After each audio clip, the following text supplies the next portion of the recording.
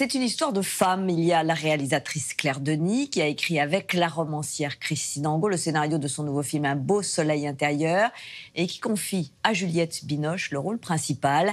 L'actrice est Isabelle, au corps voluptueux, divorcée avec un enfant qui cherche enfin l'amour vrai.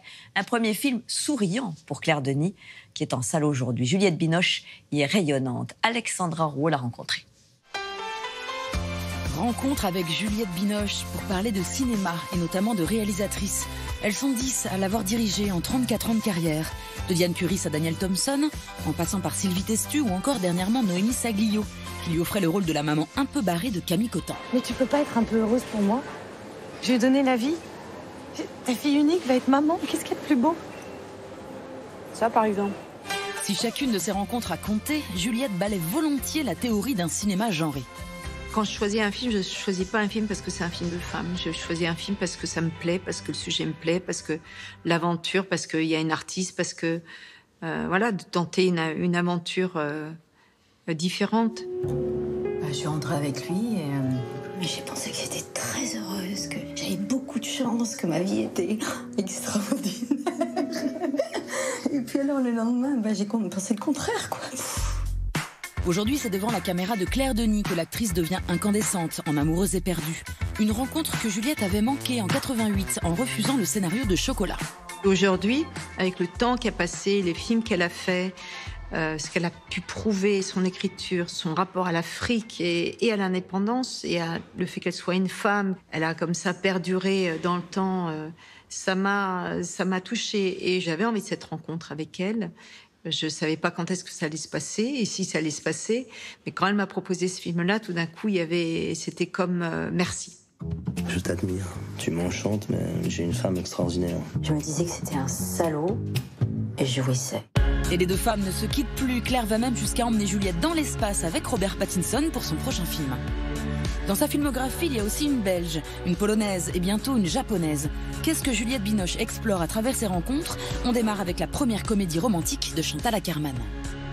En voyant, en fait, J'ai faim, j'ai froid. C'est un petit court-métrage noir et blanc qu'elle a fait en 4e vitesse et qui m'avait vraiment plu parce qu'il y avait un côté un peu brouillon, mais une telle envie de vivre, une telle envie de montrer cette vie qui nous échappe. Et j'avais envie de ça avec elle. Et c'est vrai que c'est à un moment donné de sa vie où elle avait besoin de reconnaissance. Elle avait envie d'avoir, un succès, quelque chose qui la pose un peu. Mais elle n'était pas maître de son film, j'ai senti. Mais ce que j'ai aimé, c'est que elle a une honnêteté. Elle avait une honnêteté. Autre démarche quasi documentaire, celle de la polonaise Malgorzata Zumowska, qui traitait de la prostitution estudiantine. Malgorzata m'a dit, mais de toute façon, on s'attendra jamais. T'es une femme forte, je suis une femme forte, ça va casser. Et en fait, sur le tournage, on s'est super bien entendu. Parce que dès qu'elle avait envie d'essayer quelque chose de nouveau, j'étais prête à y aller. Donc, on a eu une complicité immédiate. Et là, on doit retourner ensemble l'année prochaine. Voilà.